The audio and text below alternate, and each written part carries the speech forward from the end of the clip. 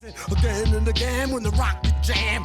When the jam over there, throw up the hand. Introducing one man band town. Swell, more the style couldn't stand, nigga. When the jump step to the center of the rhyme is better. MC Tormentor. You get tap slap across the MC map. You laugh at ass on the horse shot. Come on through, a black and blue, your whole crew.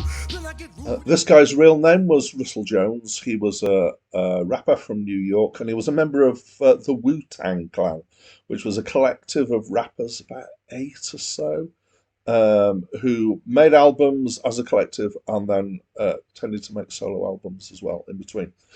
He's known for his unusual delivery, which is half singing, half rapping. He has produced 3 studio albums, which have been interspersed between spells in jail.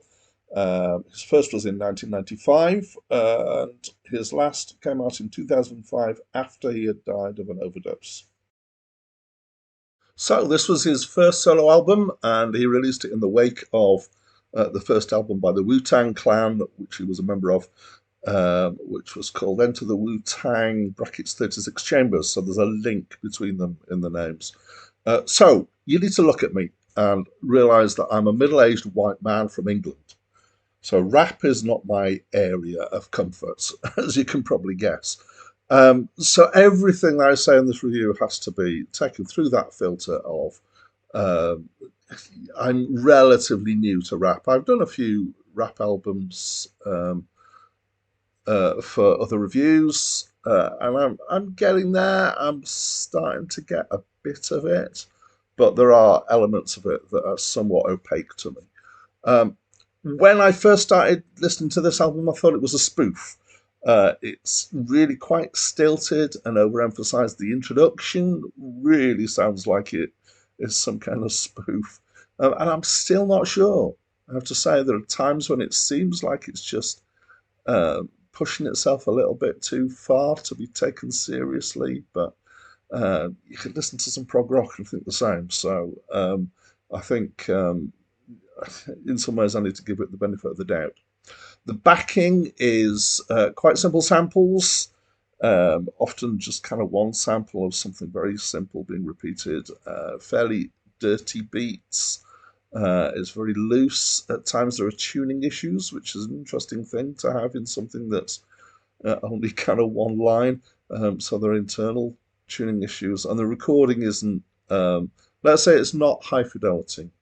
It's fairly rough on the recording side. Like a lot of rap, there's a lot of interludes and interjections. There's a lot of use of guests. So there's different people rapping and talking and stuff in between. The guy himself, his actual rapping, he seems to have a bit of a lisp. His flow is somewhat kind of halting and behind the beat, and he's kind of singing at times, and this is something that he's particularly known for, apparently. The lyrics, I found them hard to hear, I have to admit. I did try to listen and work out what was being talked about, and most of the time I really couldn't. There's a lot of the words that did jump out at me were quite sweary and explicit. There's some pretty strong sexual stuff in there, and general bravado. This is rap, after all. So, if you really like rap, this might be an album that you get, and there's some kind of in-joke here, or just it's something that you enjoy, the way that it pushes the boundaries of rap. Personally, I just found it not great. I am starting to like a few bits of rap, but this is quite out there in terms of style, and it just didn't have much that I found that was enjoyable to listen to. Sweet sugar pie. Oh, I wish you were mine. Looking so good, like you know you should.